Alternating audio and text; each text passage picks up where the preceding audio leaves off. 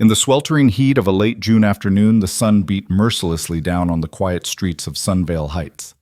A sleek black cruiser idled at the curb, its engine humming low like a predator waiting to strike. Seated behind tinted glass, Officer Samuel Dalton's gaze sharpened as he watched 16-year-old Malik Carter stride past in denim shorts and a loose tee. Malik's headphones cradled soft jazz, insulating him from the world until the cruiser lurched forward. The engine's roar cut through the neighborhood's calm, and Malik's pulse sped as the window rolled down. "Hey, you stop right there!" The words crackled with accusation. In that instant, a routine walk home became something far darker. Racial profiling distilled into a single charged command. If you've ever felt the sting of injustice, or know someone who has, drop a comment below and share your story. Don't forget to hit subscribe and ring the bell so you won't miss the next heart-pounding chapters of Malik's journey. The moment Malik Carter pulled out his earbuds, the world snapped into focus. Officer Dalton's mirrored sunglasses glinted in the sunlight, hiding any emotion but amplifying threat. Malik raised his hand slowly. No sudden moves, reciting the mantra his mother taught him. "Stay calm, stay polite." "Yes, sir." His voice was steady, though his stomach churned. Dalton's gaze swept Malik from head to toe, lingering on the basketball tucked under his arm. "What are you doing in this neighborhood?" he demanded, voice clipped. Malik swallowed. "Walking home from school, sir. I live on Cedar Lane." A pause, then Dalton leaned back, crossing his arms. "ID. My school ID," Malik replied, fumbling into his backpack. The zipper snagged. His fingers trembled, but he retrieved a laminated card and extended it, palm up. Dalton snatched it. "Stay right there." He turned and barked into his radio Unit 4 to dispatch suspects stopped for ID verification on Cedar Lane. His tone suggested he expected applause rather than acknowledgement. In the nearby cul-de-sac, neighbor, Mrs. Caldwell, peeked through her front window, disapproval creasing her brow.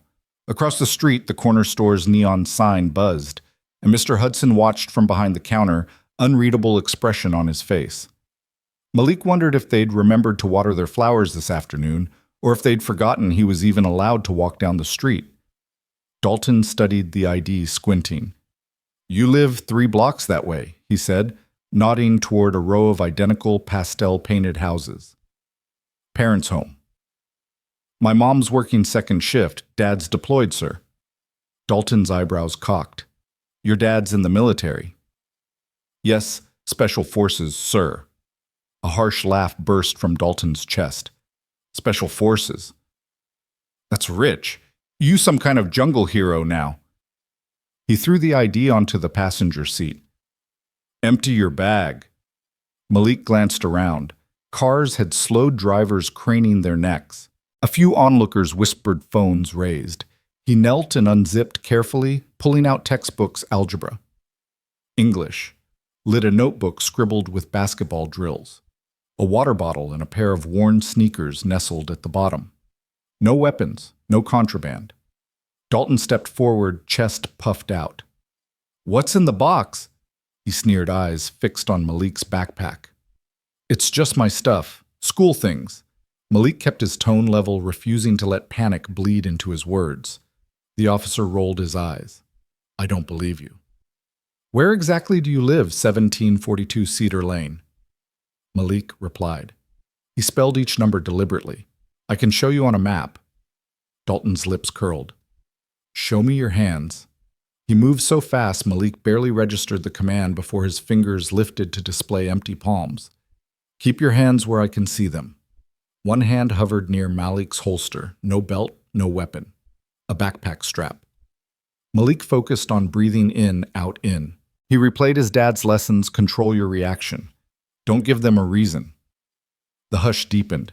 The sun baked the asphalt. Heat waves shimmered. Malik felt sweat bead at his hairline. Every second stretched. Behind Dalton, another cruiser eased to a stoplight, flashing briefly before shutting off. Officer Miller climbed out, scanning the scene. His presence was punctuation backup or audience. So Dalton said, stepping closer, "Your daddy's a couch potato commando." He laughed again, louder, tilting his head back like a hyena. "You kids these days, all talk." Malik bit his lip.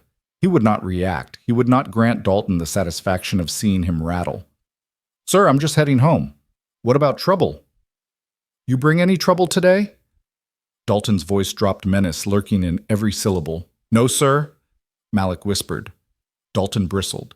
He took a slow step back, arms folding. "Well, move along then, and keep out of trouble." He gestured toward the sidewalk, the only path home. "And don't lie to me about your dad next time." Malik packed his bag with deliberate calm, sliding the textbooks inside one by one. He looped his headphones over his ears, but did not play music. The silence felt safer. He nodded at Dalton and turned away. Each measured step echoed the officer's final words in his mind. Behind him, Dalton watched, jaw clenched. "Miller," he muttered. "Find out who this Carter guy really is." Miller shrugged, uninterested, then re-entered the cruiser. Dalton lingered staring at Malik as he disappeared around the corner. Malik's heart thundered even as his stride remained steady. He crossed Cedar Lane and passed the peppermint-striped awning of Mrs. Caldwell's house. Curtains twitched. He ignored them. 3 houses down, Mr. Hudson shut his store's door, the bell announcing his exit. Malik didn't look back. Not once. When he reached the front porch of 1742 Cedar Lane, he paused, inhaling the familiar scent of jasmine and lemon polish that drifted through the open door. A sense of relief washed over him, home at last.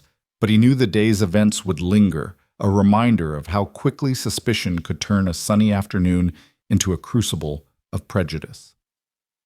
He stepped inside and closed the door gently.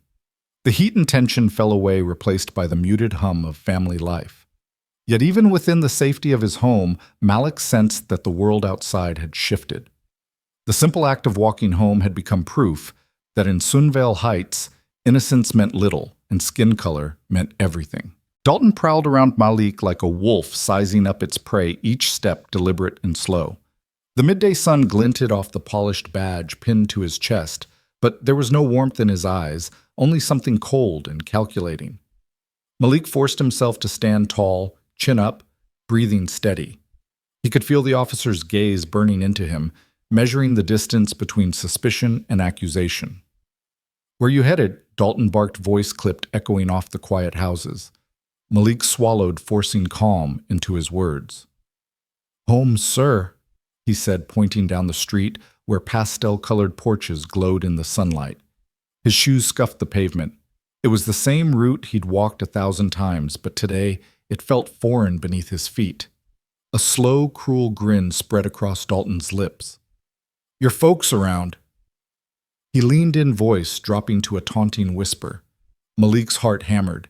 He could almost taste the acrid tang of fear at the back of his throat. "My mom's at work," he answered.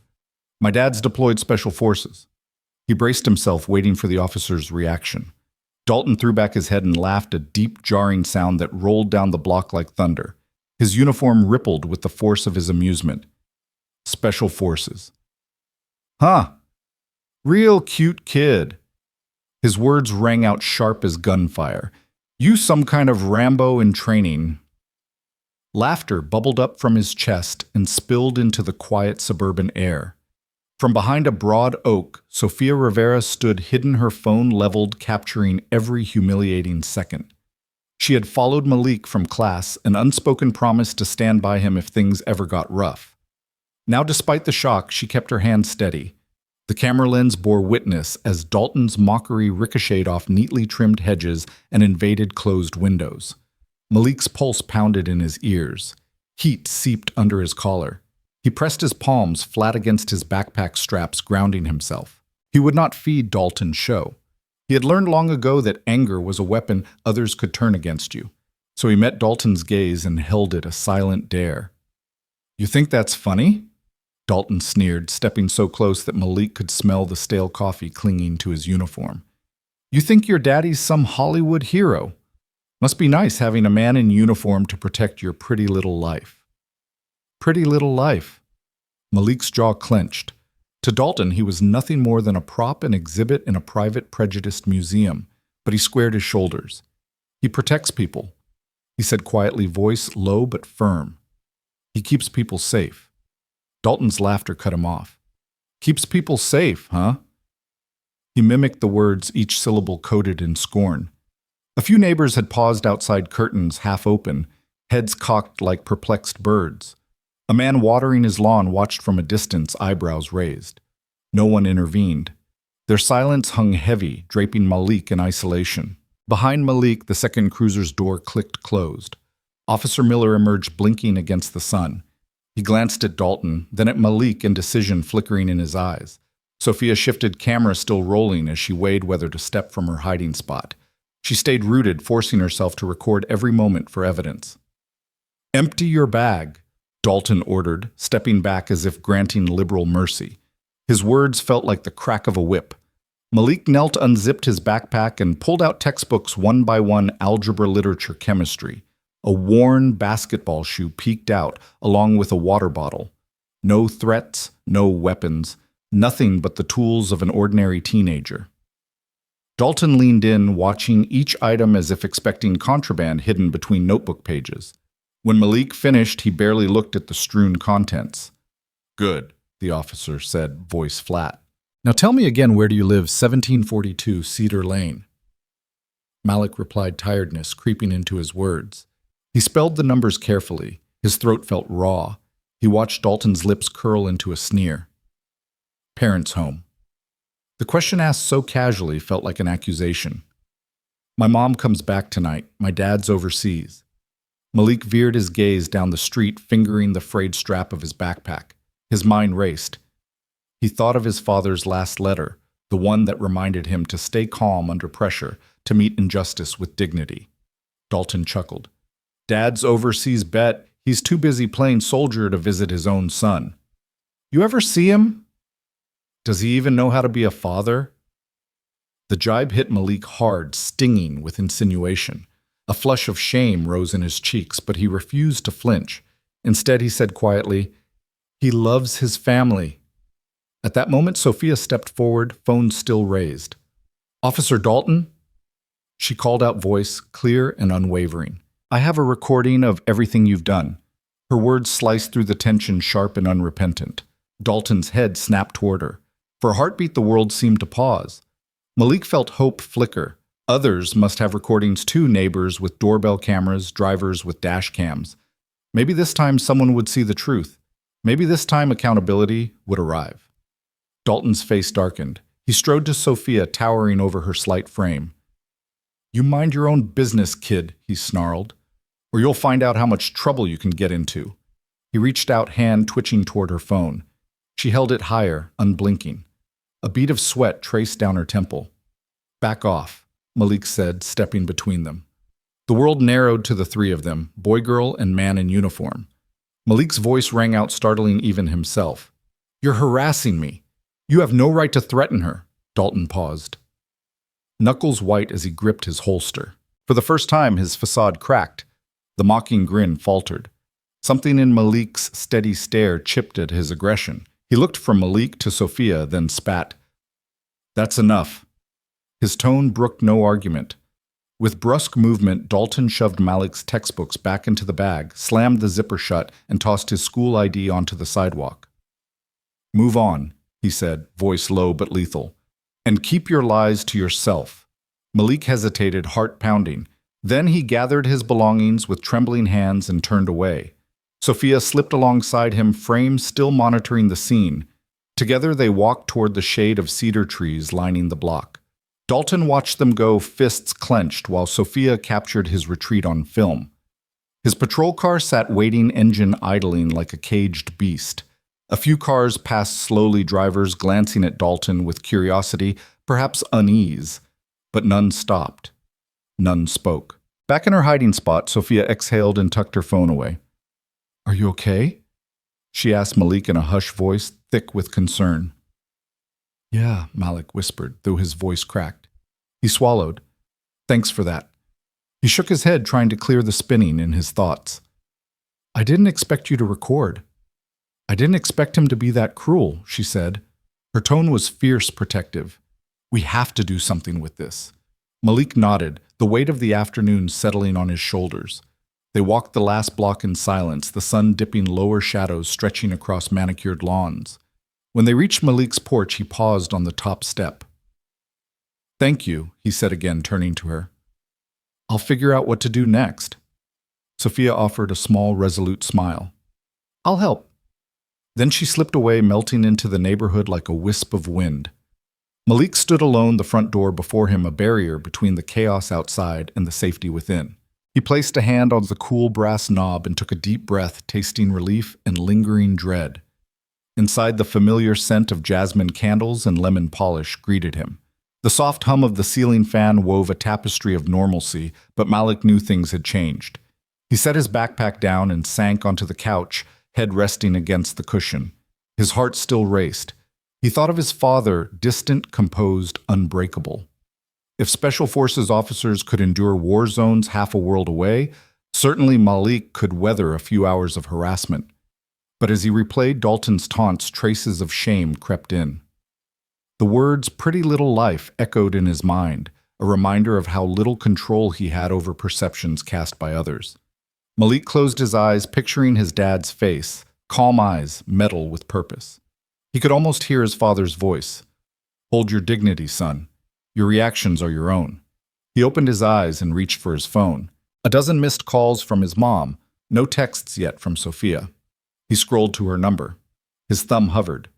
He typed, "Thanks for today. We need to talk about the video." Then he deleted it. He wasn't ready for questions. His mother would worry. Instead, he opened the recording app and played a timestamp Dalton's laughter, undiluted by distance or filter. The sound scratched at his nerves, but it would become evidence. He let it play twice, 3 times, until the edges blurred into a strange comfort proof that he wasn't imagining what happened. A soft click signaled the front door opening downstairs. Malik sat up as his mother Rachel stepped into the living room, fatigue lining her face but concern in her eyes. "You okay?" she asked, crossing the room and perching on the armchair. She set down her hospital badge, sighing. "You're late." She hesitated, studying him. "Something happened." He nodded, voice small. "Officer Dalton stopped me."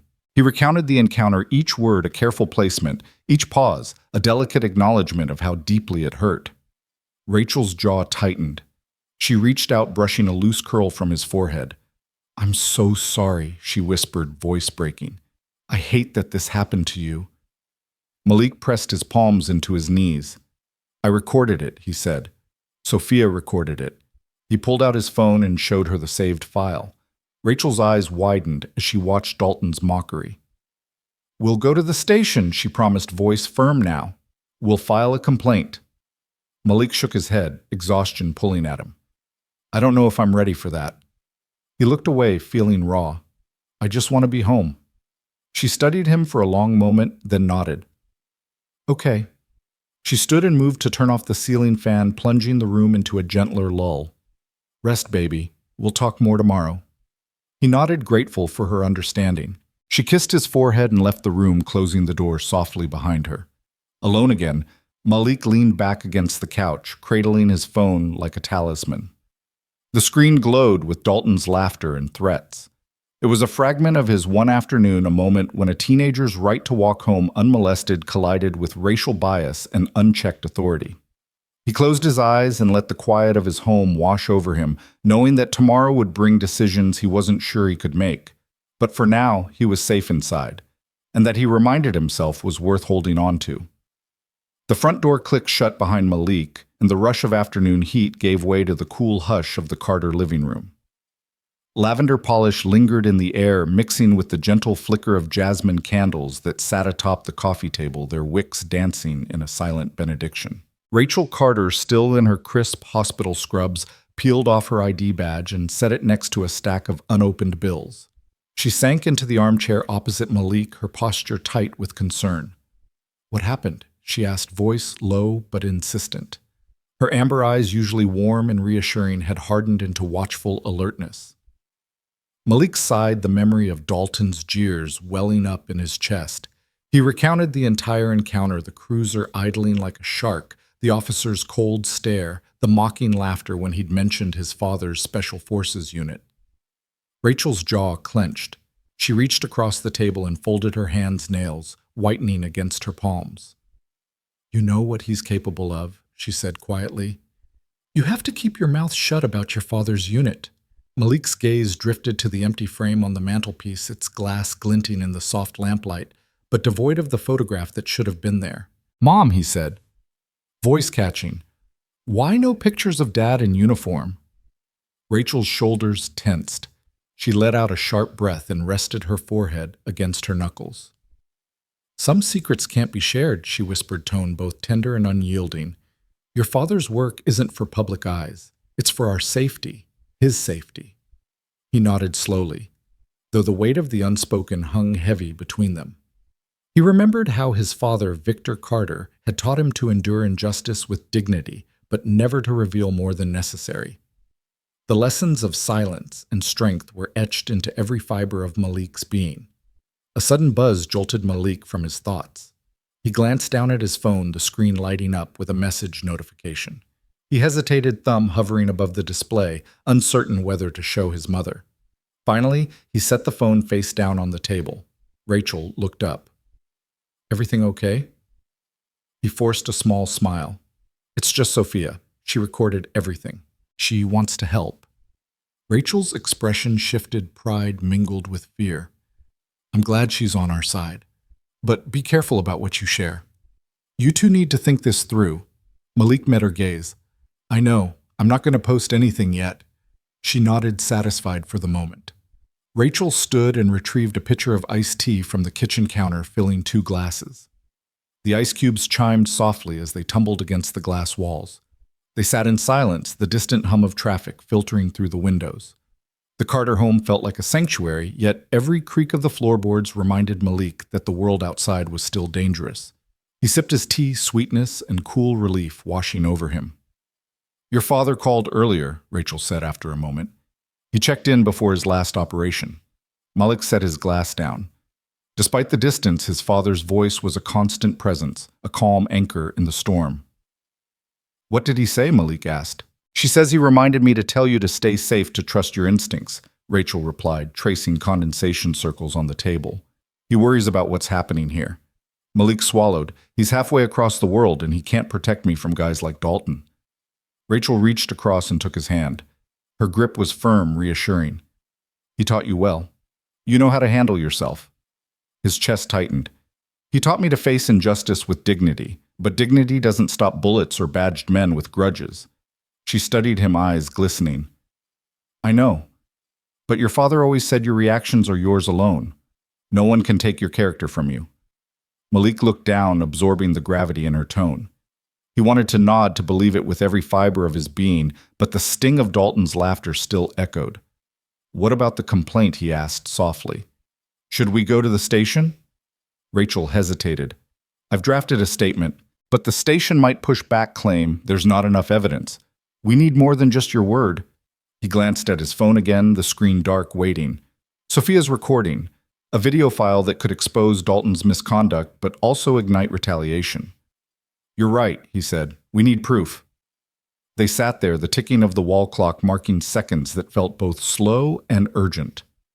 Outside, the sun dipped lower shadows stretching across the floor. Rachel stood, determination hardening her features. "I'm calling my union rep at the hospital. She's dealt with police misconduct cases before. Maybe she can advise us." Malik watched her pace to the phone.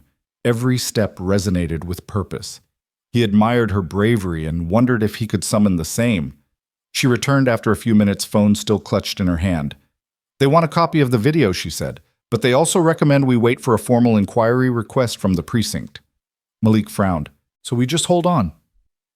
"For now," Rachel replied. "But we'll keep the pressure on.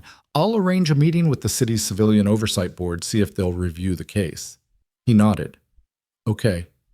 Relief mixed with apprehension as he realized they had a plan. As evening settled, the golden light faded and the jasmine candles burned lower. Malik stood and moved to the window, peering out at the quiet street. The shadows of cedar trees danced on asphalt, concealing more than just shade. The phone buzzed again. Malik's heart skipped. He picked it up and read the message. "We need to talk. Meet me tomorrow. Maya." He frowned. Maya Thompson, another classmate who had witnessed the stop but hadn't shared her footage yet. Why the secrecy? Rachel appeared behind him. He flashed her the screen. "Maya wants to talk." Rachel's eyes narrowed. Did you know she was there? Only now, Malik said. I thought it was just Sophia. Rachel sighed. It's good she came forward, but make sure it's safe. Don't meet alone. He slipped the phone into his pocket. I won't. In the kitchen, the refrigerator hummed a soft melody. The scent of leftover pasta sauce lingered, a reminder of normal family dinners now tinged with tension. Malik wandered in, pulling a yogurt from the fridge. He spooned a bite, trying to steady the swirl of thoughts. Every bite felt heavy, each flavor tinged with the knowledge of what lay ahead. Tomorrow, deciding whether to trust Maya, sharing the burden of exposing a prejudiced officer, risking backlash. He leaned against the counter, eyes drifting to family photos on the fridge door. There, a snapshot of him as a toddler in his father's arms, both smiling under the summer sun. His father's uniform was visible in the background, a quiet testament to a life lived in shadows and service. Malik's finger traced the image. He drew strength from it, imagining his father's steady voice. We fight injustice where we can with truth and dignity. He finished the yogurt and wiped his spoon. In the living room, Rachel gathered the tea glasses and turned off the lamp, leaving only the glow of the candles. Time for bed, she said gently. Big day tomorrow. Malik nodded, the weight of impending choices settling in his chest. He followed her upstairs footsteps, soft against the carpeted stairs. The hallway light cast an amber glow, guiding him to his room. Inside, he closed the door and flicked on his desk lamp. The room was a familiar sanctuary, shelves lined with books, basketball trophies on the dresser, and the empty photo frame still waiting above his desk. He sat at the edge of his bed and pulled out his laptop. Sophia's video file was saved in his downloads folder, a raw witness to Dalton's cruelty. He clicked it open. The grainy footage of Dalton's laughter filled the small screen. Malik flinched but kept watching, pausing at the moment Dalton mocked his father. He clicked Save As, copying the file to a secure folder. Then he drafted an email to Sophia and Maya. Let's meet after school. We need to collaborate on this. He hesitated, thumb hovering over send, then tapped it. The message disappeared into the ether, a digital pact between friends ready to stand up. He closed the laptop and lay back, ears attuned to the faint hum of the night. Outside, a car passed slowly, its engine drifting like a restless spirit. Malik closed his eyes, breathing deeply, inhale, exhale, grounding himself. Tomorrow would bring confrontation, revelation, and perhaps vindication. But tonight, as candles flickered their final glow and the house settled into quiet sleep, Malik Carter allowed himself one unguarded moment, the comfort of home, the warmth of his mother's love, and the unwavering belief that truth paired with dignity could withstand the darkest of shadows. Sophia caught sight of Malik weaving through the crowded hallway just as the first bell rang, lockers slamming and backpacks bumping against legs all around them. The fluorescent lights flickered overhead, casting a jittery glow on his tired face. She slipped through the throng and pressed her phone into his palm. Breath coming in little gasps. I filmed it, she whispered, voice trembling like a leaf in a storm. Malik froze mid-step, eyes widening as he stared at the screen. He found himself alone in a swirl of worn sneakers and plaid skirts, heart thudding in his chest. You got the whole thing? He asked, voice low but urgent. Sophia's nod was all the confirmation he needed.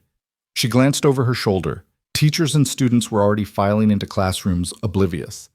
He laughed at you, called your dad a fairy tale soldier. I got it. Her thumb hovered over the play button. Malik swallowed hard and held up a hand. Not yet, he said, tone firm. We need a plan. Sophia's eyes flicked with resolve. We could give it to Ms. Thompson in the guidance office. She's strong on civil rights.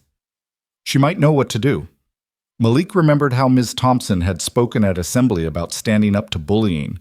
Or we could show it to the school newspaper, he offered quietly. Kevin might publish it online.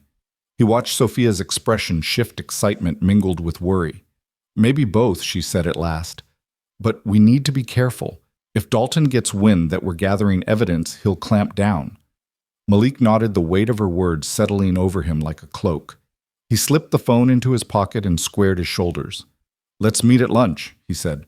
I'll talk to Maya, see what she has. Sophia tucked a loose strand of hair behind her ear, relief flooding her features. See you then? With that, she melted back into the crowd, leaving Malik alone with his racing thoughts. He ducked into his English classroom just as Mr. Patel flicked on the projector. The hum of student chatter faded into the scratch of pens on notebooks. Malik settled into his seat, mind buzzing with half-formed strategies. He piloted his attention through Shakespeare's iambic pentameter, but every syllable rang hollow compared to the buzzing promise in his pocket.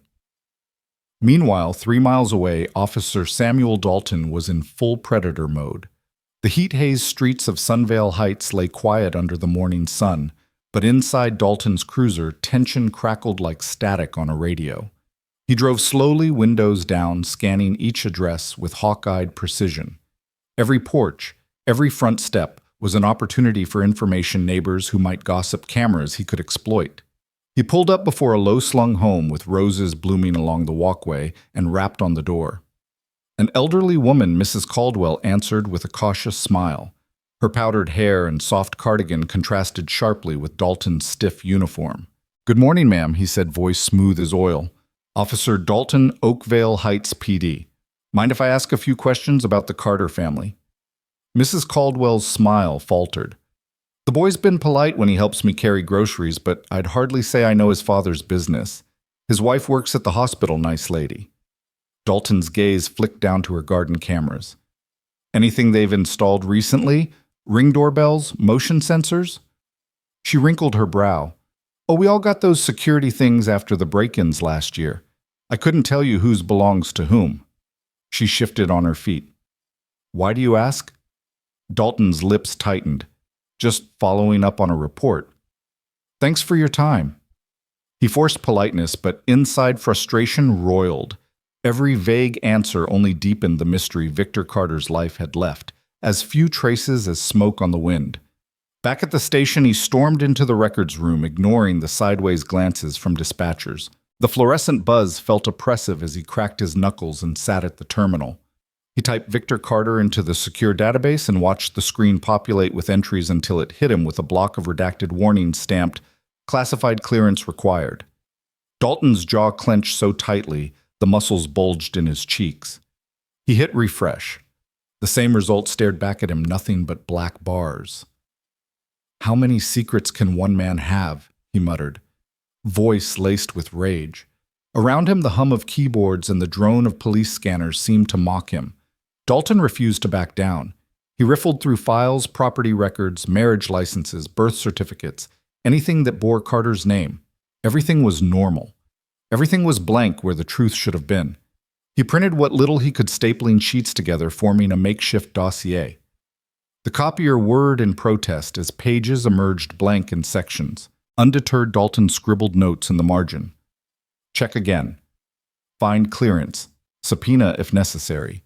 His pen hovered over lines that read, "Unknown redacted, classified," as if the holes themselves were taunting him. By mid-morning, the air in the station corridor was thick with the smell of stale coffee and overheated computers. Dalton paced dossier clutched under one arm, feet echoing against linoleum. He passed Sergeant Mitchell's office, glancing at the open door. The sergeant looked up, eyebrows raised. "Everything all right, Dalton?" "Just following leads," Dalton growled, refusing to meet Mitchell's gaze. He moved on a storm contained behind his eyes. In the cafeteria at lunch, Malik and Sophia huddled at their usual table, textbooks and half-eaten sandwiches strewn between them. Maya joined them, cheeks flushed as she dropped into the seat beside Malik. "I'm sorry I kept quiet," she said. Her voice hushed. "I didn't know what to do." She pulled out her phone. "I recorded audio, his footsteps, his voice. I thought it might help us pin down the timeline." Malik exchanged a quick, grateful glance with Sophia. He pocketed Maya's phone alongside Sophia's video, feeling the combined force of their evidence press against his thigh. "Thank you," he said softly, careful not to attract attention from nearby tables. "With all three, we can cross-reference times, places." Sophia leaned forward. "We should send this to Ms. Thompson after school. She can advise on who else to involve, maybe the Community Oversight Board." Malik nodded. The idea of formal channels made his chest tighten, but it also sparked hope. They were no longer alone in this fight. Above them, the fluorescent lights flickered.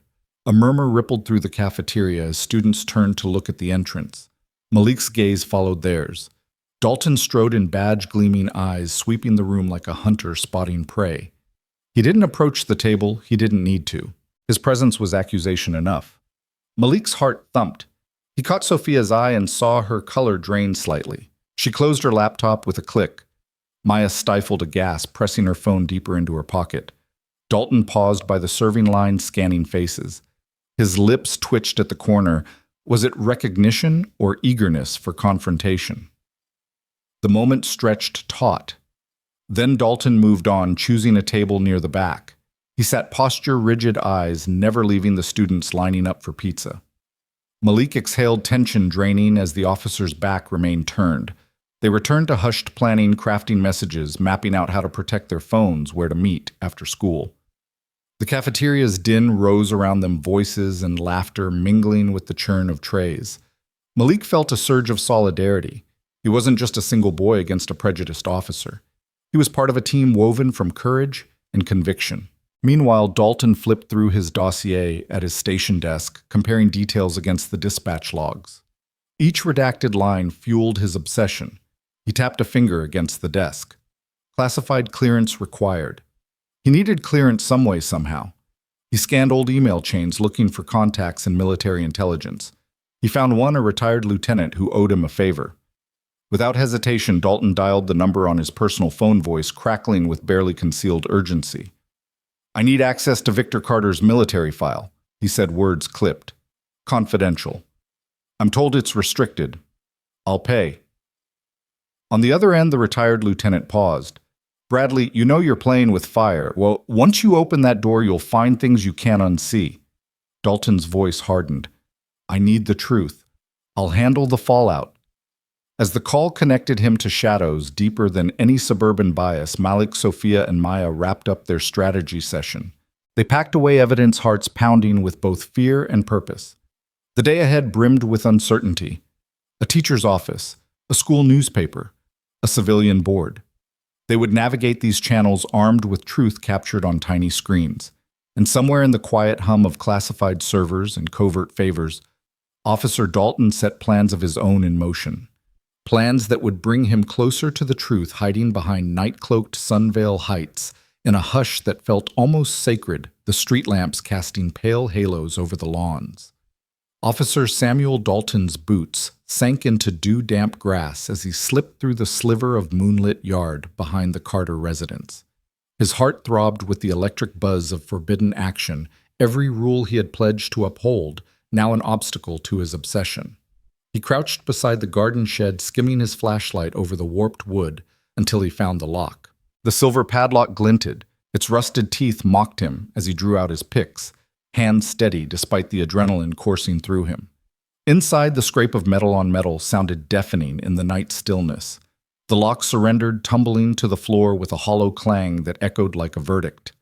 Dalton pressed the wide beam of his flashlight into the cavernous darkness and swallowed hard.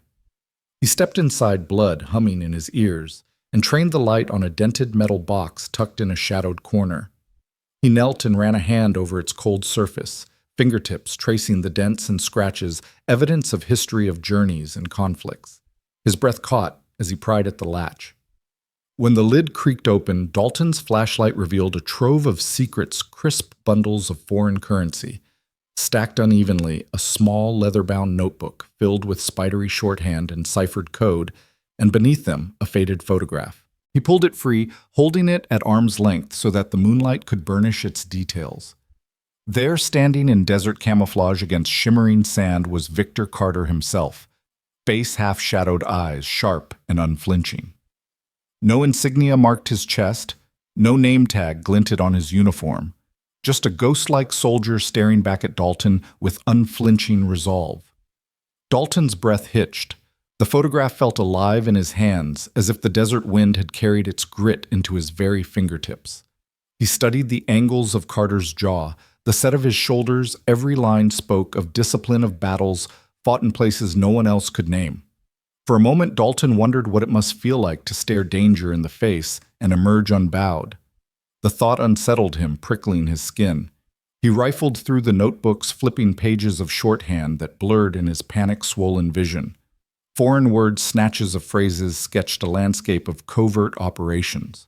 Dates were absent, but locations flickered fleeting references to AO Delta and Operation Midnight phrases that pulsed with urgency. Currency from 3 different continents suggested a network beyond domestic borders. Dalton's mind raced. Victor Carter wasn't just a soldier. He was an agent, a conduit for missions that bent the rules of normal service. His pulse pounded so loud it drowned out the chirp of crickets. He balanced the photograph on top of the notebooks, closing the box with calculated care. Every movement felt sacrilegious, as though he were desecrating someone's sacred trust.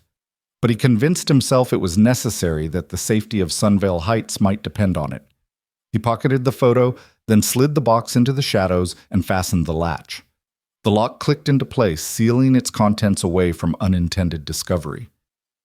Outside, the night held its breath. Dalton emerged from the shed backpack bulging with evidence that had cost him his moral certainty. He paused, scanning the windows of the Carter home. A silhouette moved behind lace curtains. Rachel Carter's faint profile, oblivious to the breach of her sanctuary. He steeled himself and turned his back on the house, every step heavy with the weight of what he now carried. Back in his patrol car, Dalton fumbled with the glove compartment until he found an envelope and tucked the photograph inside. He sat for a long moment, engine-off headlights illuminating the far curb. The quiet felt unnatural after the thrill of trespass. His mind went back to the image, Victor Carter's gaze unblinking and calm. What line of work had shaped that man? And if Dalton exposed that line of work, what repercussions would follow? He drove away under a cloak of radio silence, every stop sign a trial of patience. Once he reached the station's secure parking lot, Dalton killed the engine and sat motionless. The envelope lay in his lap, a Pandora's box he both feared and craved to open. Finally, he extracted his burner phone and dialed the lieutenant's number he'd saved in his personal contacts.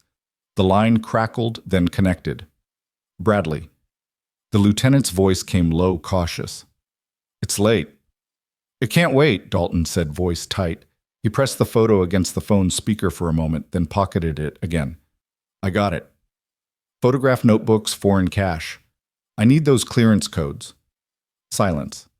Then, "You know the risk, Sam. Half the people you ask might call it compromising intelligence. What you found, it's not just local prejudice anymore." Dalton bristled. "I don't care. I need to know who Carter really is, and I need his records unredacted. Southcom might push back," the lieutenant warned. "Pentagon's not fond of unofficial inquiries. They'll want paperwork chain of command." Dalton cut him off. "Do it. Find a way. I'll handle the fallout." A long pause, then a soft sigh.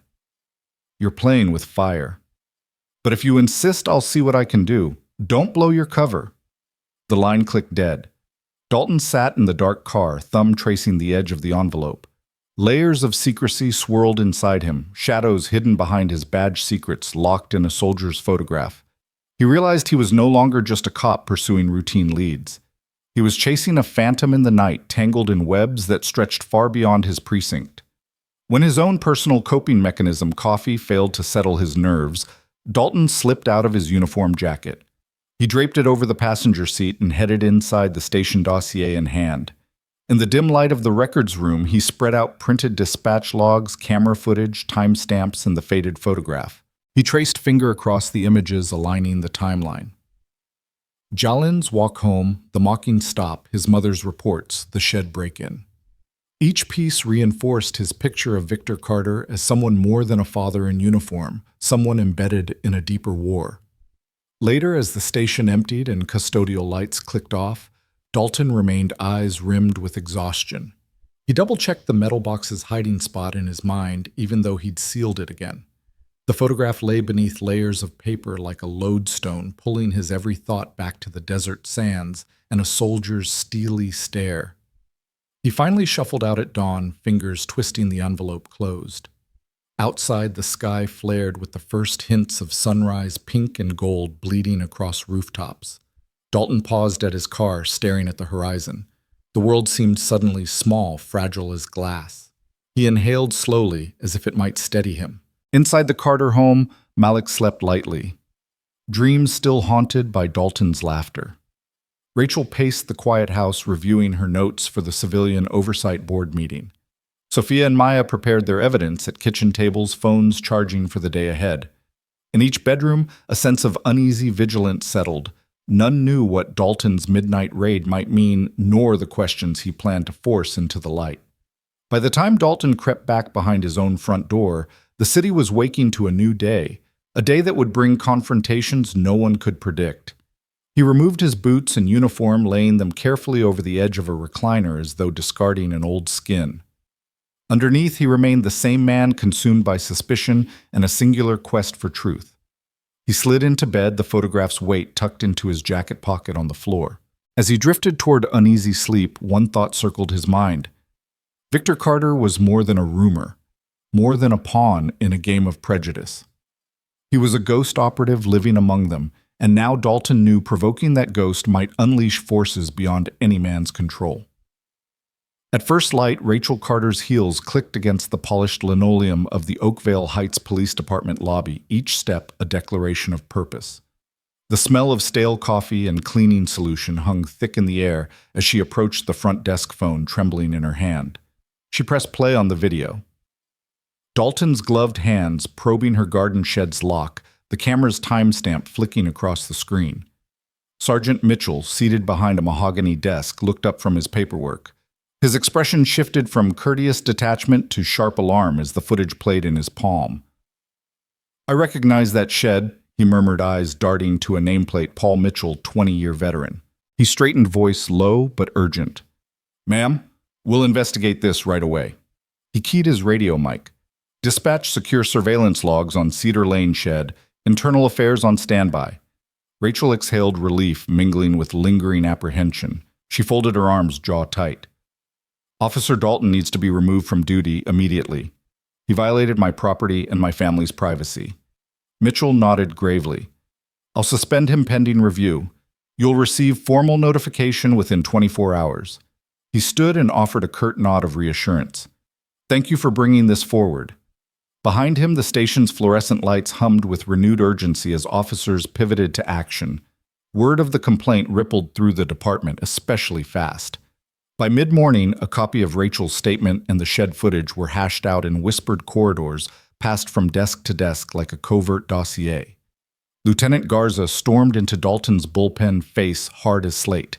"Dalton," he barked, voice low enough to avoid radio transmission. "Report to my office now." Later, the announcement crackled over the internal PA. "Officer Dalton is suspended from all active duty assignments until further notice. Any attempts to access department resources will be treated as unauthorized." The station went silent for a beat, then murmurs spread like wildfire. Some officers exchanged surreptitious glances. Others shrugged, unconcerned. Yet beneath the surface, a current of unease pulsed. Dalton's unchecked aggression had finally tripped the department's own threshold for misconduct. Far from the official bustle, Samuel Dalton sat in his cramped apartment, the faded blue of pre-dawn light filtering through Venetian blinds. Coffee cups teetered on every flat surface stained with grounds and midnight oil. He shuffled through the morning's barrage of texts, a terse message from Mitchell ordering him to return his badge and gun, a forwarded email confirming his suspension, and a terse note from the lieutenant. "Don't fight it. Focus on your other options." His jaw clenched so tight his molars ached. Anger coiled in his gut like a serpent. He slammed his fist against the battered dining table, rattling the stack of surveillance stills he'd printed the night before, images of Victor Carter's photo, the foreign currency, the notebooks. "They think they can hide behind classified clearances," he snarled at the silent room. "I'll show them the real Victor Carter." He jabbed a finger at a wall map where pushpins marked every Carter sighting, tracing a family's daily footsteps with obsessive precision. He rifled through his desk drawer and pulled out a burner phone, its battery nearly dead. He dialed the lieutenant's number. After 2 rings, the call connected. "I need that clearance," Dalton said, voice low and urgent. "We can't let a mom and her camera ruin everything." The lieutenant's sigh crackled through the speaker. "I'm working on it, Bradley. Be patient."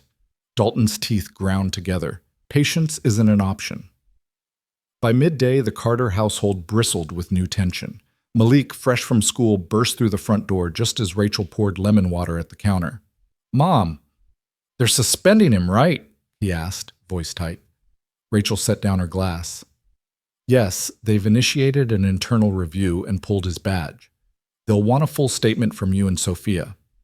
She reached across the counter and squeezed his shoulder. We did the right thing. Malik nodded, though his insides churned. Sophia's scared. They said they'll investigate her too. His words tumbled out, laced with concern. Rachel's brow furrowed. They can't retaliate against her for being a witness. The law's on our side. She reached into her pocket and brought out her phone. I'll call Miss Thompson at the school and ask her to anticipate their request. We need everything documented. Upstairs, Malik's phone pinged with a message from Maya. I talked to my dad's civil rights unit. They'll monitor the PD's response. Malik stared at the text, a surge of gratitude warming his chest. He typed back, Thank you. Let's meet tonight to plan our next move. He rested his forehead against the stairs, steeling himself for what was to come. As afternoon light waned, Oakvale Heights PD's Internal Affairs Unit convened in a conference room. Mitchell sat at the head of the table, hammering his pen against an open file. Two IA inspectors, stern women with posture as rigid as their hearts, sat flanking him, eyes flicking over Rachel's statement and the video's metadata. The door opened and Dalton strode in uniform, replaced by civilian clothes badge tucked into a leather wallet. His expression was taut defiance simmering beneath polite resignation. Officer Dalton Mitchell began voice brisk, Your suspension is in effect. We need your full cooperation to understand what happened. Dalton squared his shoulders. Yes, Sergeant, I'll cooperate. Mitchell slid a photo across the table Carter in desert camouflage gaze fixed on the camera. Explain this, he said. The click of Dalton's inhalation was the only sound in the charged silence. I found it in the Carter shed last night, Dalton said, tone flat. He ignored the way the inspectors exchanged looks. Reason to suspect this man is more than a civilian. I was investigating potential security risks. The room exhaled collectively. Mitchell's eyes flicked to the IA lead. A security risk? She echoed, tone cool. Without a warrant, you broke into private property. That's a civil rights violation. Dalton's jaw tightened. I had probable cause. His son claimed he was in special forces. There's no public record of it. My research hit classified blocks. He met Mitchell's stare. I did what needed to be done. The inspector's lips pressed into thin lines. That's not your call to make, the lead inspector said.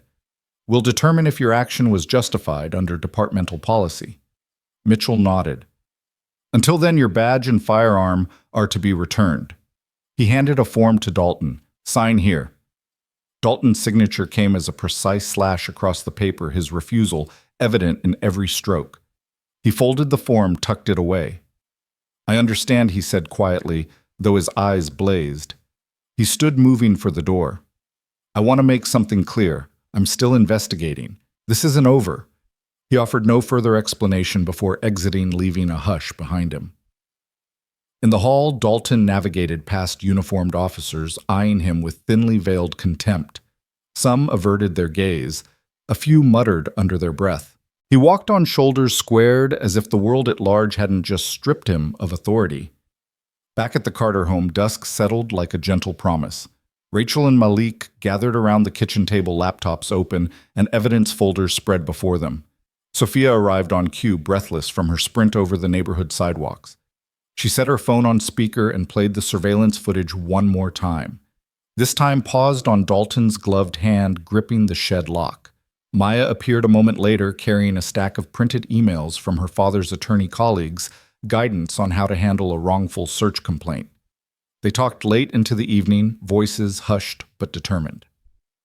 Malik's hands moved through the air as he spoke, mapping out the timeline. Rachel took notes, brow furrowed in concentration. Sophia's phone perched at the table's edge, still recording their strategy session as potential evidence of any intimidation. Maya leaned forward, offering new ideas, contacting the local news station for a fair story, filing a civil suit, in addition to the police complaint, organizing a small community meeting to discuss racial profiling in Oakvale Heights. Their conversation wove hope and apprehension into a complex tapestry, every suggestion met with practical considerations of risk and reward.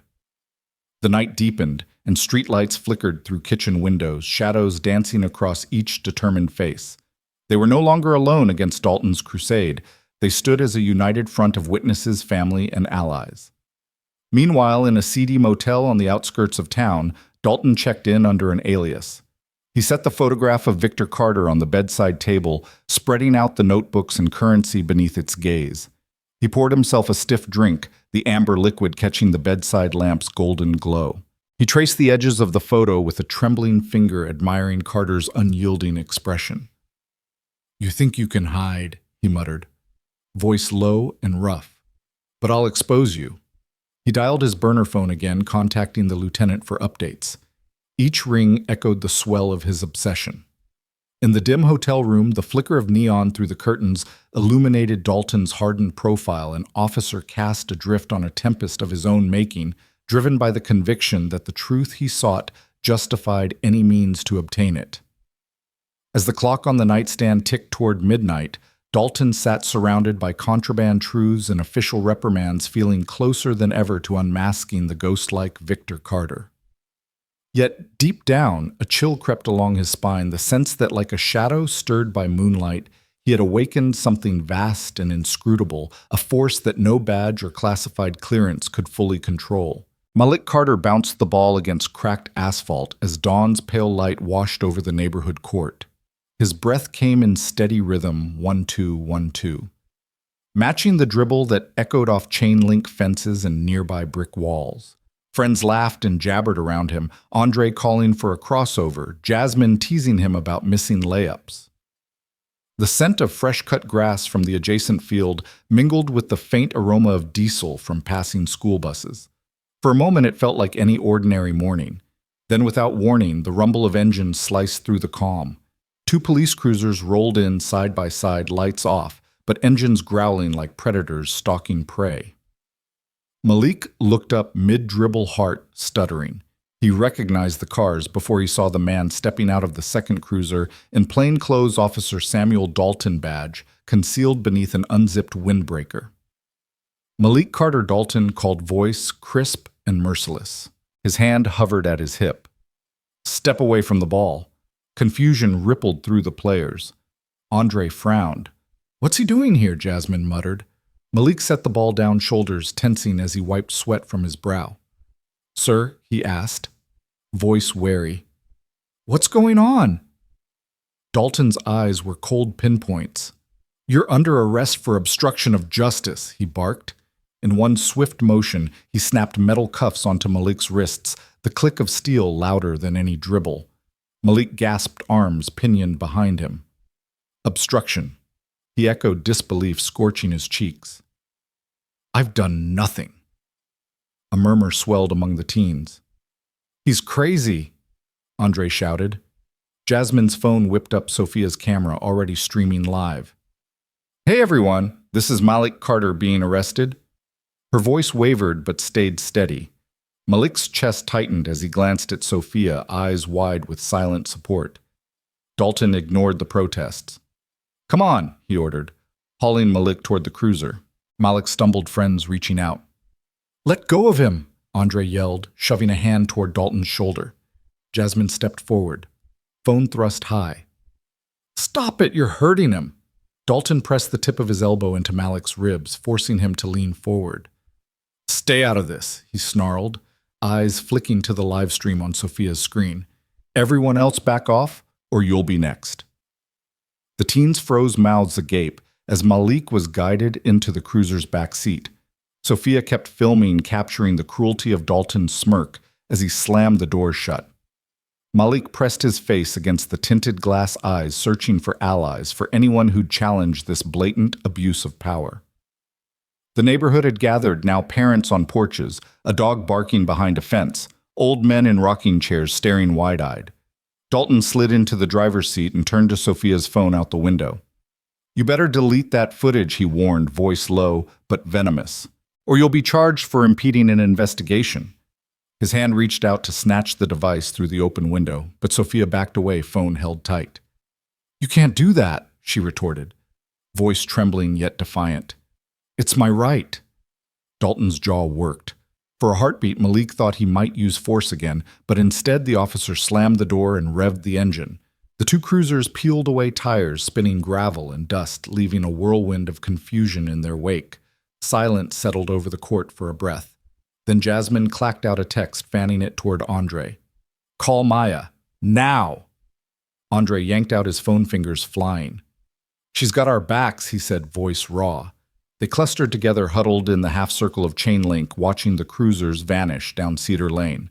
Inside the cruiser, Malik sat rigid, every muscle coiled. The vinyl seat pressed cold against his thighs. Narrow beams of sunlight slanted through slats, painting stripes across his face. His wrists burned from the cuffs. His mind spun obstruction, unlawful arrest. He tried to swallow past the knot in his throat. Dalton drove in grim silence, keeping his eyes on the road. Occasionally he stole glances at Malik, who met each one with unwavering calm. It unnerved him more than any defiance. He wanted to snarl to make Malik squirm. Instead, he chided himself. Just follow procedure. No more mistakes. The cruiser turned onto Main Street and idled outside the Oakville Heights PD. Malik felt the car shift, the door open, sunlight flooding in.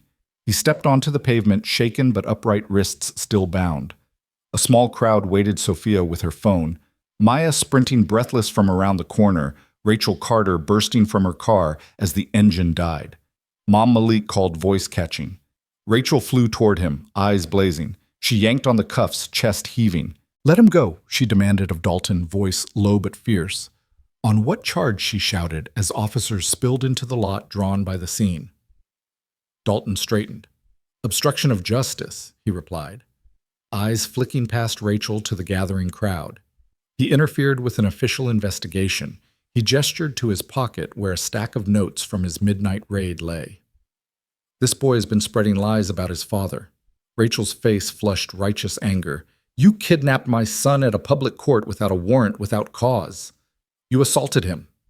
Her voice rose, drawing stares from uniformed officers and bystanders alike. Sergeant Paul Wallace emerged from the station entrance, rapid stride, eating up the steps. His gaze swept the scene, landing on Malik's bound wrists.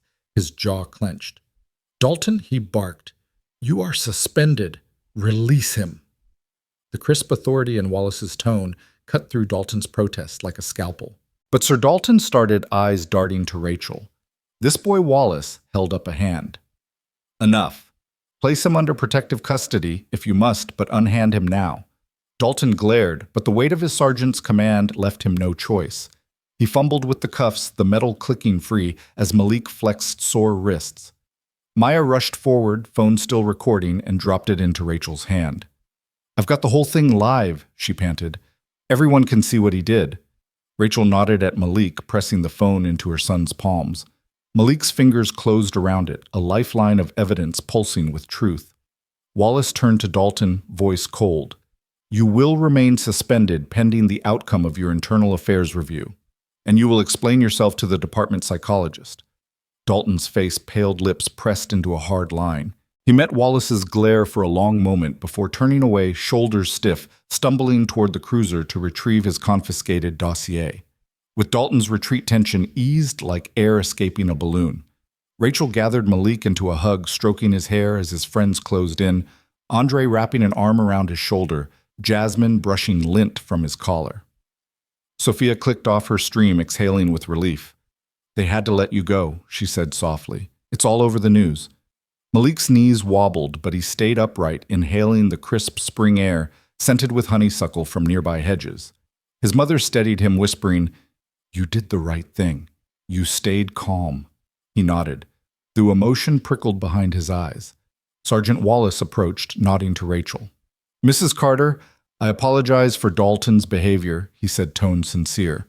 "We're launching a full inquiry. If there's anything else you need, witness statements, protective measures, just let us know." Rachel offered a curt nod. "Thank you, Sergeant. We'll be in touch." He glanced at Malik. "Take care of your son, Officer Miller," he called to the junior cop standing by, "and make sure he gets home safely." Officer Miller stepped forward, hand extended to Malik. Malik shook it, wincing at the soreness in his wrist. As the cruisers idled away with Dalton's retreating figure, the small crowd dispersed, friends reuniting in laughter and relief, neighbors nodding in solidarity, parents ushering children toward school. Rachel linked arms with Malik and Maya and Sophia. forming a united front of family and friends as they headed toward the parking lot. Malik felt a rush of gratitude and exhaustion. His phone buzzed relentlessly with notifications, live comments, news alerts, messages of support from classmates he barely knew. He let a few pop up on the screen. Stay strong. Malik. You're a hero. A flicker of pride warmed him. He opened the phone's gallery and found Sophia's raw footage. Maya's timestamps, his own recordings, every piece of evidence, a brick in the wall they'd built against injustice. He slipped the phone into his pocket and looked up at the rising sun, the pale morning now blazing bright. The world felt both larger and smaller at once, larger in the sense that he'd uncovered hidden networks of power and prejudice, smaller in that a single video stream, a group of brave teens could shake the foundations of authority. Rachel squeezed his hand. Come on, she said, voice gentle. Let's finish school. And then we'll decide what to do next. Malik nodded, shoulders straightening. He wasn't done fighting, and neither was his community. As they walked away from the court, the hum of morning traffic and distant school bells wove together, underscoring the truth change often begins with one act of courage and the strength to stand firm when the world demands you back down. In the wake of Dalton's overreach, Sunvale Heights had witnessed the power of dignity, solidarity, and technology all converging on a public basketball court where a young man chose to stand his ground. The ripples of that morning would spread far beyond cracked asphalt, shaping a narrative of accountability that no badge could erase. The warehouse loomed like a slumbering beast, its corrugated metal siding streaked with rust and time. Inside, scant moonlight filtered through high-set windows, painting fractured beams across the dust-choked floor. Officer Dalton shoved Malik Carter into a cold, creaking metal chair. At center stage, the scrape of steel on concrete echoing through the cavernous space. Malik's wrist throbbed where the cuffs bit into his skin, but his breathing remained calm, each inhale and exhale, deliberate, centered. He met Dalton's gaze head-on, eyes glowing with quiet fire. Dalton pressed his service weapon to Malik's temple, the barrel cold enough to freeze a pulse. You should have stayed quiet, he growled, voice low, but you had to get the whole town riled up. Dust motes drifted in the slanting light as Malik tilted his head chin up. He let the weight of Dalton's accusations settle over him, felt the barrel steel against his skin, and refused to flinch. Is this how you protect people? Malik asked, voice steady, despite the gun's presence. By threatening a kid in front of his friends and family. His words cut through the warehouse hush, resonating against corrugated walls. Dalton's finger flexed on the trigger. Be quiet, he snarled, but the tremor in his voice betrayed something deeper, uncertainty, fear.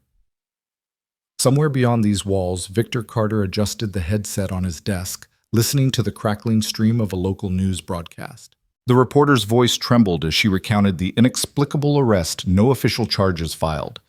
Yet young Mr. Carter was taken from a public basketball court. Victor's jaw tightened. He didn't wait for permission or backup. Protocol bowed before urgency. He slipped into jeans and a nondescript gray tee, the fabric whispering against his skin. In moments, he'd moved through shadows with a ghost's grace, leaving his secure compound behind without fanfare. Back in the warehouse, Dalton paced a slow circle before Malik's flashlight beam bobbing across corrugated walls. You know why I'm doing this, he demanded. I'm exposing the truth about your father, his lips twisted. Or what I think is the truth. He stopped leveling the gun. Tell me again who is Victor Carter. Malik's throat worked, but he breathed evenly. He's a soldier who serves his country, he said. He's never hidden from you, only his missions. His gaze softened, empathy flickering for the man who'd taught him resilience. He protects people, even when he can't be there in person. Dalton snorted. Protects people from what? He gestured to the dark emptiness. This ghost hunt. The secret missions in the sandbox. You think I'm afraid of some myth? He stepped closer, jabbing the barrel deeper into Malik's temple. A low mechanical hum vibrated through the warehouse, barely perceptible under the concrete floor. Malik's ears pricked. He sensed the shift before he saw it. The vast emptiness behind Dalton stirred. Footsteps soft but inexorable traced across the cracked concrete. Dalton's stiffened eyes narrowing.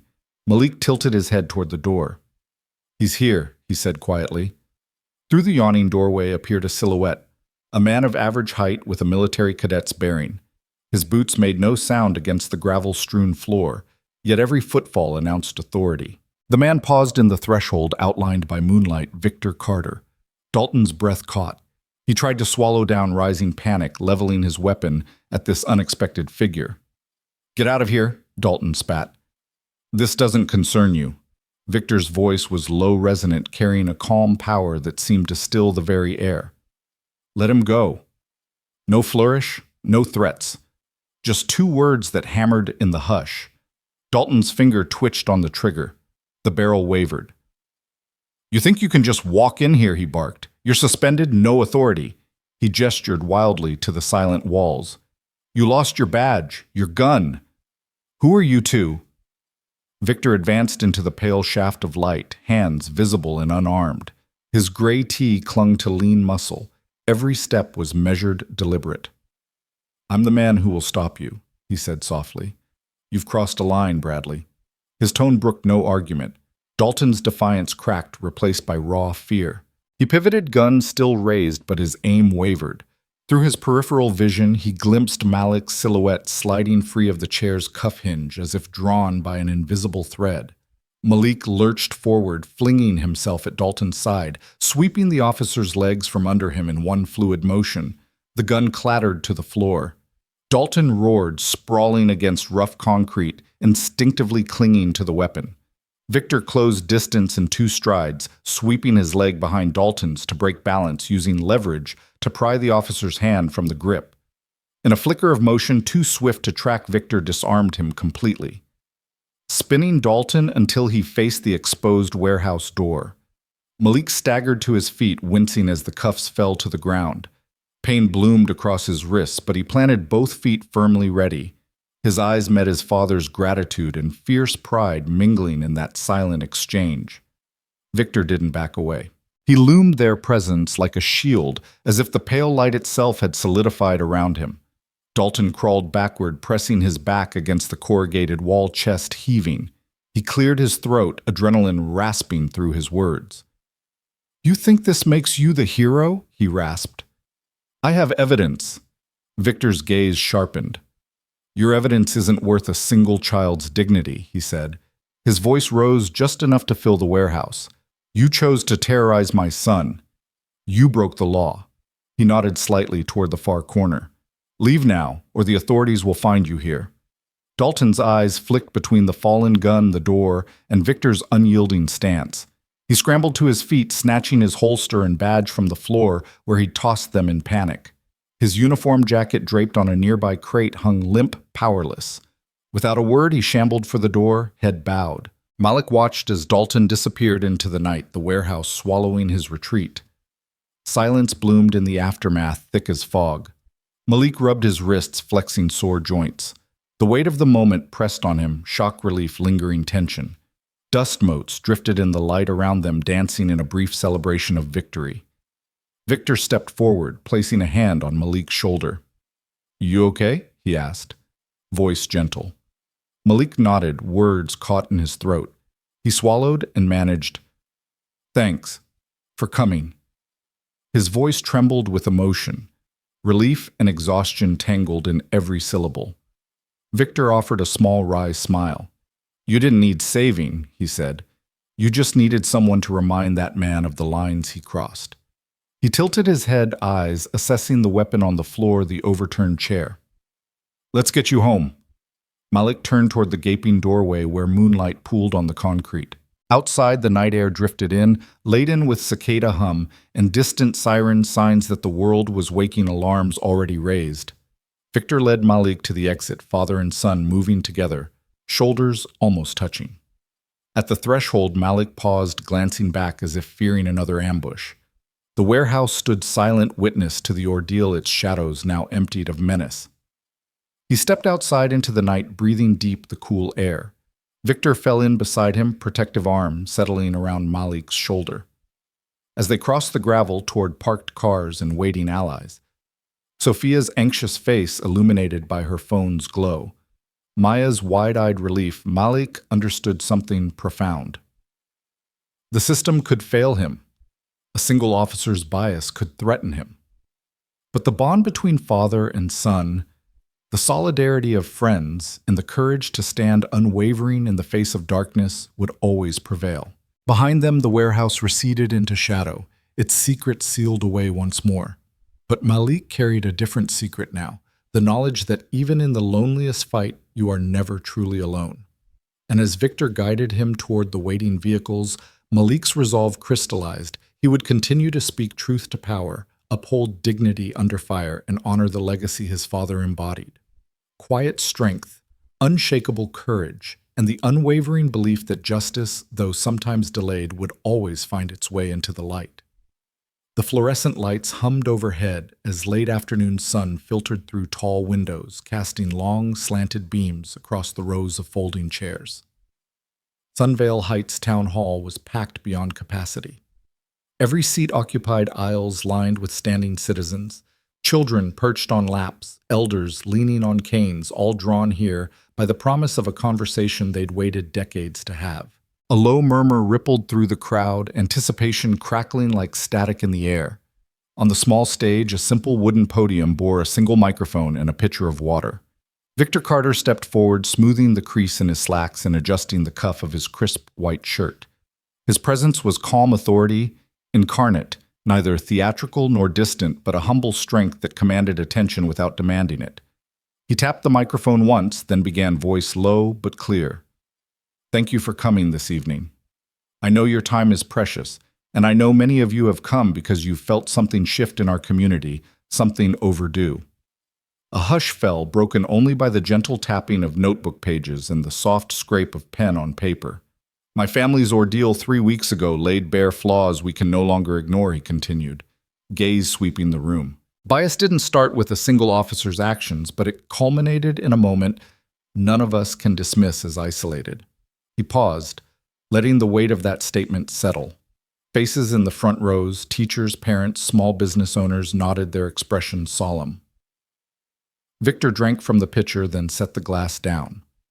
When my son was stopped, ridiculed, arrested without cause, and then abducted, we all witnessed a breakdown of trust, a breakdown of accountability. It was an act of terror on the innocence of a child, and it happened under the shield of authority. There was a collective intake of breath. Even those who had not known the Carters personally felt the sting in his words, as if it had happened to their own family. He straightened scissors of moonlight cutting through stained glass echoes in his voice. I stand before you, not to assign blame, but to ask for partnership. We must rebuild that trust through transparency, oversight, and meaningful reform.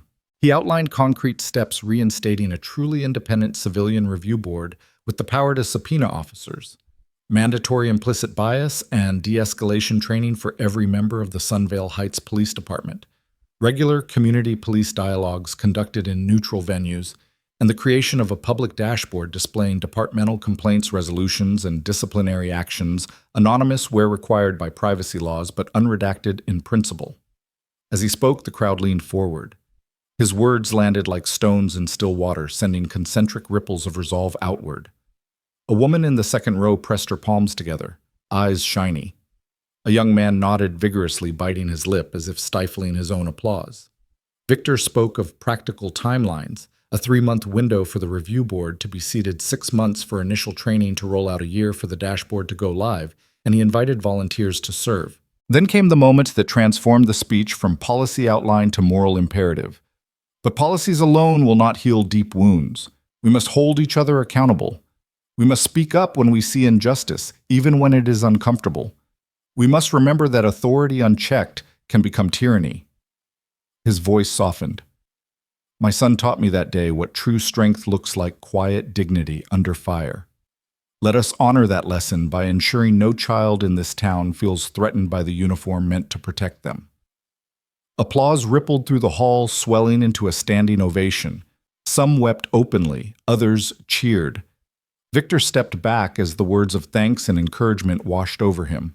He allowed himself a brief bow, nodding at faces he recognized, the principal of Oakvale High, the cafe owner who had offered his barn as a temporary community meeting space, the neighborhood watch captain who'd canvassed Cedar Lane for witnesses. This was not his victory alone, it was communal. As the clapping eased, the mayor of Sunvale Heights, an appointed elder with silver hair and kind eyes, took the podium beside him. On behalf of the council, she said, voice cracking with emotion, "I promise these measures will move forward. We will work with you, Mr. Carter, and with every resident who cares to see justice done." More applause followed.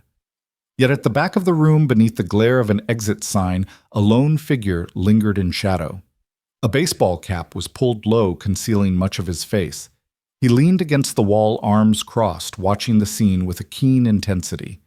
His posture was relaxed, but his shoulders tensed ever so slightly at each cheer, each nod of agreement. No one else seemed to notice him. People were too focused on the stage, too swept up in the current of change. Victor stepped off the stage, greeting well-wishers in the aisle. He clasped the mayor's hand before moving among his neighbors, kissing an elderly neighbor's cheek, offering a steady hand to the principal, pausing to call his son's name. There was Jalin standing beside Sophia, and Maya, eyes bright. Jalin's grin was as radiant as the chandelier lights overhead. He accepted hugs, pats on the back, and quiet words of admiration. The crowd parted before him, offering an aisle of gratitude. Victor paused at the group arm wrapping around his son's shoulders. "You did it, son," he said softly, pride shining in his eyes. Jalin's expression was a blend of relief and resolve. "We did it, Dad," he replied, voice firm. "But there's still work to do." Sophia pulled her phone from her pocket, showing Victor the latest news clip. Her live stream excerpt had made headlines nationwide. His smile curved with a father's pride and a comrade's respect. "Well done," he said, placing a hand on her shoulder. Maya nodded, phone tucked away, heart soaring. The three teens, once frightened witnesses, stood tall, evidence in their pockets, trust renewed. Meanwhile, the figure in the back shifted, crossing his arms more tightly. A bead of sweat traced down his temple, though he stood under cool AC vents. He glanced down the aisle, rows of faces flushed with hope, a sea of unity that he had once feared but now could not extinguish. He straightened, stepping away from the wall. His hat slipped back, revealing eyes that had once brimmed with conviction. Officer Samuel Dalton's eyes. He paused at the rear door, hand on the knob. The applause still thundered as the mayor and Victor clasped hands once more. Dalton's jaw clenched. He exhaled slowly, conflicted emotion flickering across his features. Anger at being sidelined. Fear of the changes announced, and a reluctant acknowledgement that the old ways were crumbling. Without another glance, he pushed open the door and slipped out into the warm night. Outside, the street lamps cast long shadows over the sidewalk. Voices drifted through the open doorway. Words of gratitude, plans for the future.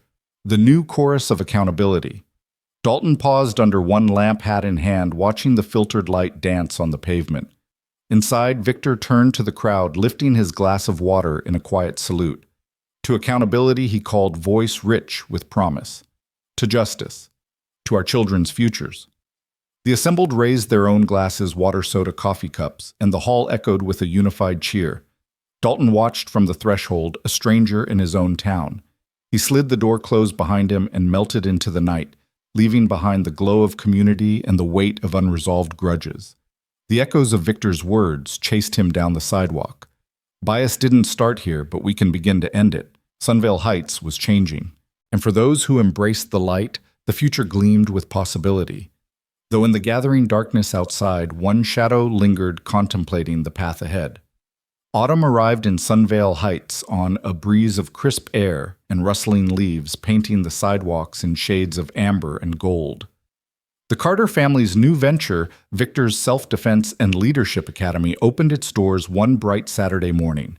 Outside, eager kids clutched fresh notebooks and water bottles, their breath visible in the cool air as they lined up in front of a gleaming banner, "Build Strength, Lead with Honor." Inside, the clean scent of linoleum floors mingled with anticipation and promise. Malik Carter stood at the front of the main training room, demonstrating a pivot and block with measured precision. Around him, a dozen younger students mirrored his movements, faces alight with concentration. He reminded them softly, defense isn't about starting the fight. It's about protecting yourself, holding your ground, and walking away with your head held high.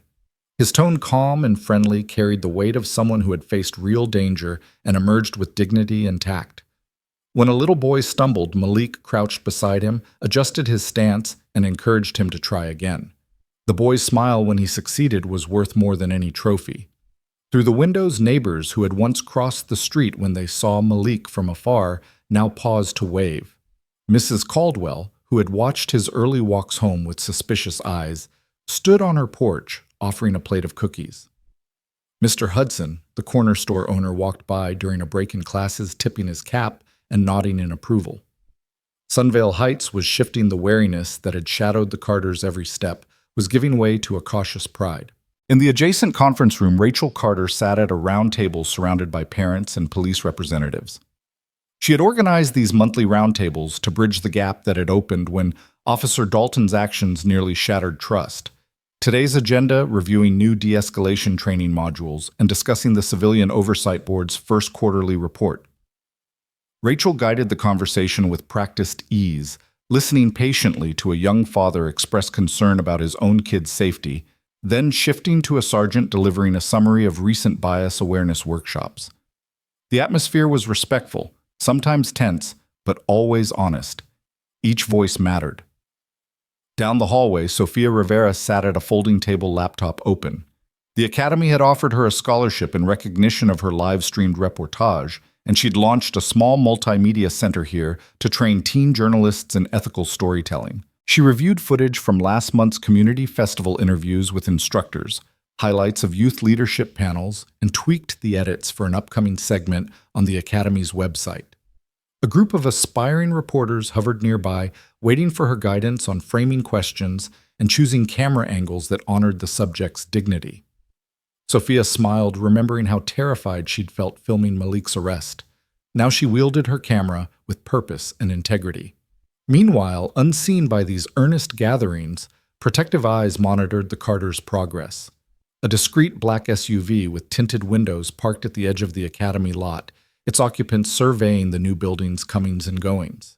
They weren't there to intervene, they were guardians, ensuring that no threat, overt or hidden, found its way back to the family who had already weathered too much. Across state lines, distant agencies took note. Military liaisons exchanged quiet messages, acknowledging that the man once known only as Victor Carter was now catalyzing positive change in a community that had nearly lost faith. As midday light streamed through the windows, Victor Carter emerged from his private office, wiping his hands on the hem of his shirt. He watched Malik finish a demonstration, then called out, "Let's take 5." The students filtered out to the courtyard, a brick-paved square ringed by young maple trees where cool water fountains burbled and laughter echoed. Victor joined his family at the picnic tables, Malik threading a leaf into his hair. Rachel flipping through printed reports, Sophia sketching out her next video storyboard in a leather-bound notebook. He looked at each of them in turn, pride shining in his eyes.